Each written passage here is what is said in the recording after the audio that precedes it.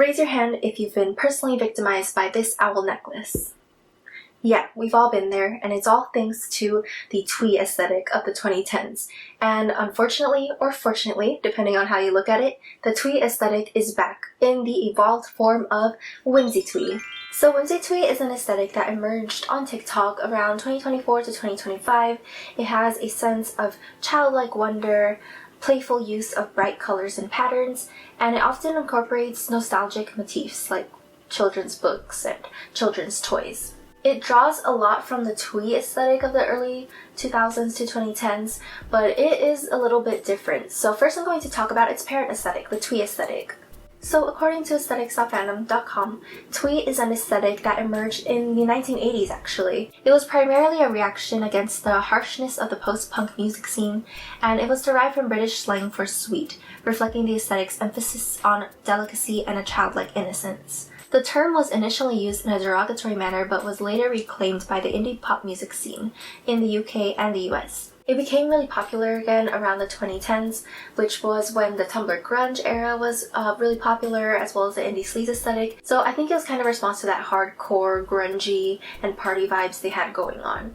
But it was all kind of under the hipster umbrella. So some key motifs of the 2010s aesthetic include a sense of childlike innocence, like I mentioned, vintage objects, delicate imagery, eclectic color blends, hearts, and the Manny-Pixie dream girl archetype.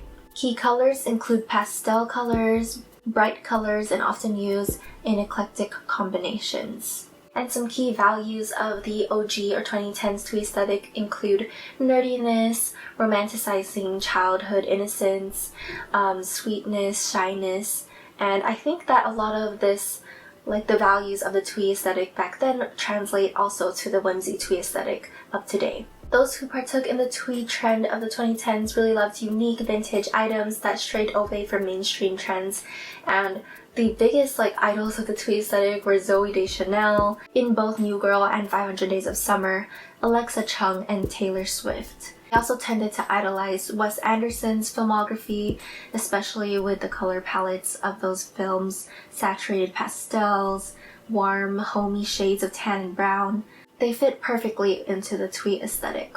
In terms of fashion, like I mentioned, a big part of twee was a love for vintage items, so that translated into fashion as well, with clothing inspired by the 50s, 60s, and 70s. You'd see things like Peter Pan collars, cardigans, overalls, blazers, yellow raincoats, pleated skirts, and circle skirts, which also had a chokehold on me in the early 2010s, cat eye glasses or sunglasses, glasses with thick frames in either black, tortoiseshell, or bright colors, bows on tops, scarves, bow ties and suspenders, Mary Janes, Oxfords, ballet flats, loafers, leather boots, printed tights, tights under shorts especially, quirky novelty accessories, berets, bowler hats, fedoras, knit hats with pom-poms, satchels, and totes. You'd see a lot of patterns as well, especially mismatched and contrasted with each other. Patterns like polka dots, stripes, herringbone, or novelty patterns like ones with cats, flowers, and food. So why is twee making a comeback?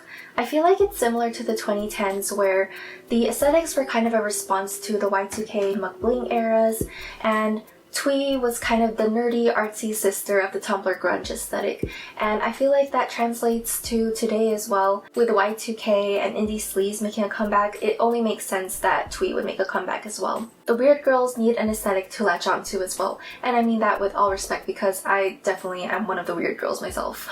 I also feel like in the past few years there's been such a rise of other unconventional aesthetics like whimsy goth, dark academia, cottagecore, goblincore. There's also been a rise in popularity of trinkets and little guys and blind boxes as well, which kind of plays into the childhood nostalgia aspect of twee. I can't talk today.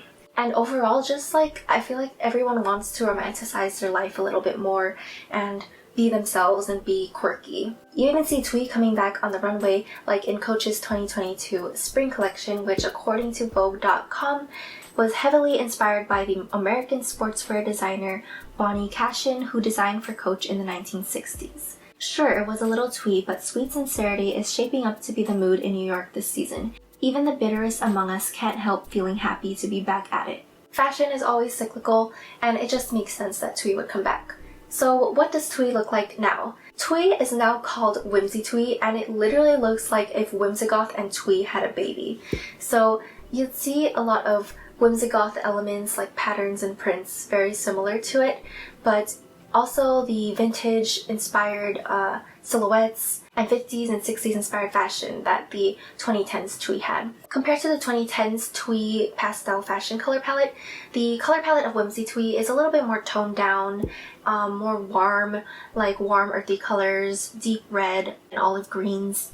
You'd see patterns like plaid, stripes, and polka dots. But unlike 2010s Twee, you'd see imagery like apples for some reason, bugs, children's books like The Hungry Caterpillar, although that is a little bit similar to the OG Twee because of that childlike innocence aesthetic.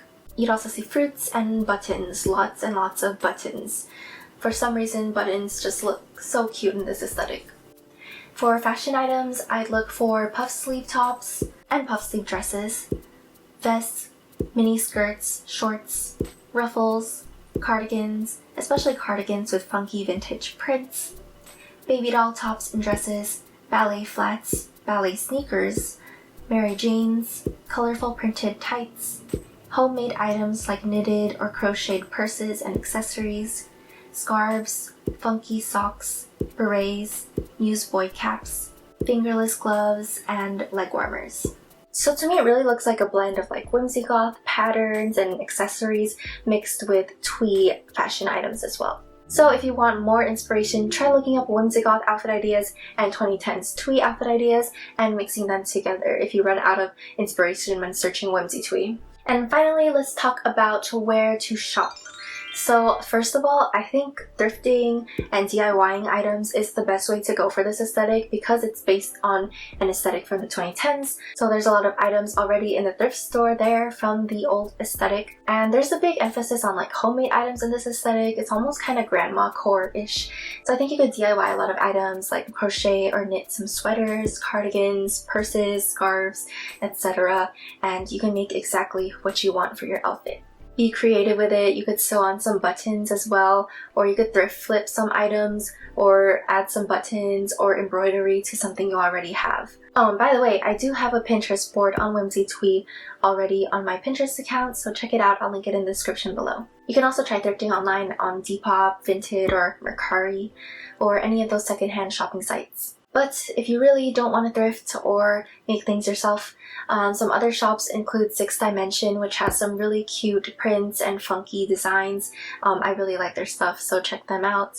Cider, although the quality can be a mixed bag because it is fast fashion, but they tend to have some really cute trendy items, so definitely worth checking out as well, especially if you're on a budget. ModCloth, because it has that vintage vibe, has a lot of really cute and quirky items that would really fit the Whimsy Twee aesthetic, and it's plus size friendly, so that's always a plus. Anthropologie and Free People also have some cute quirky stuff sometimes, so they're worth checking out as well, although they can be a bit more pricey.